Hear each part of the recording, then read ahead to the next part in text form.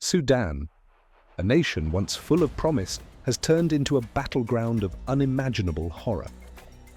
18 months of siege, starvation, and slaughter have culminated in one haunting question. Is genocide unfolding in Sudan? Satellite imagery analyzed by Yale's Humanitarian Research Lab suggests exactly that. The city of El-Fasher in North Darfur has witnessed carnage so intense that analysts say even satellite photos show the ground stained red. Reports estimate more than 2,000 civilians, including women and children, have been killed by the Rapid Support Forces, or RSF. Entire neighborhoods lie in ruins. Families have vanished without trace. So who are the RSF, and how did Sudan reach this nightmare? Sudan has been locked in civil war since April 2023. On one side, the Sudanese Armed Forces, or SAF. On the other, the RSF, a powerful paramilitary force rooted in the Darfur conflict of the 2000s. The RSF was born from the infamous Janjaweed militia, Arab fighters once backed by former President Omar al-Bashir. Armed and funded by the state, they were accused of burning villages, massacring civilians, and carrying out widespread sexual violence. Despite those accusations, and even charges of genocide and war crimes by the International Criminal Court, the Janjaweed's key leaders were rebranded in 2013 as the Rapid Support Forces. They were given official uniforms, guns, and power. Initially deployed as border guards, the RSF later fought in Yemen alongside Saudi and Emirati troops. In Darfur, South Kordofan, and the Blue Nile, their brutality continued. Human Rights Watch once called them men with no mercy. At the center of this force stands General Mohammed Hamdan Dagalo, better known as Hemedti. A camel trader turned warlord, Hemedti rose from the deserts of Darfur to become one of Sudan's most powerful men. When President al-Bashir was overthrown in 2019, Hemedti allied himself with the army to remove his former patron.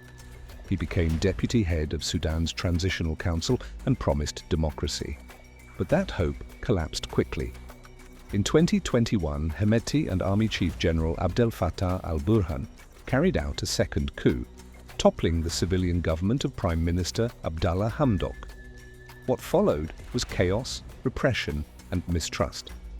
By April 2023, the standoff exploded into open warfare. The RSF seized parts of Darfur and Kordofan, while SAF fought to defend key cities. In the months that followed, hundreds of thousands of people died, millions fled their homes. In early 2025, the army recaptured the presidential palace in Khartoum, pushing the RSF out of the capital, but the fight did not end there. The RSF retreated west, digging in across Darfur. Now the last major city in western Sudan, El-Fasher, has fallen. El-Fasher once sheltered 1.5 million people, many displaced from earlier atrocities. But when the RSF breached the city after an 18-month siege, food lines collapsed, hospitals were destroyed, and civilians were trapped. Only about 250,000 residents remained. As the RSF advanced, thousands tried to flee, but were reportedly hunted down. Aid agencies describe executions, kidnappings, and systematic targeting of non-Arab ethnic groups, particularly the Fur, Zaghawa, and Berti communities. According to Yale's report, El-Fasher appears to be in a systematic and intentional process of ethnic cleansing. Nathaniel Raymond from the Yale Humanitarian Lab compared the killings to the early hours of the Rwandan genocide. El-Fasher today stands as a city drenched in blood. Social media is flooded with messages like "Save El-Fasher" and "Stop the genocide." Sudan's foreign ministry has condemned the RSF for what it calls terrorist crimes and has blamed international players for failing to act. Meanwhile, the global community remains slow to respond. The United States, Saudi Arabia, Egypt, and the UAE have held fresh rounds of talks, but peace feels distant. The world has seen such horrors before, in Rwanda, in Bosnia, in Darfur itself. Each time, outrage came too late.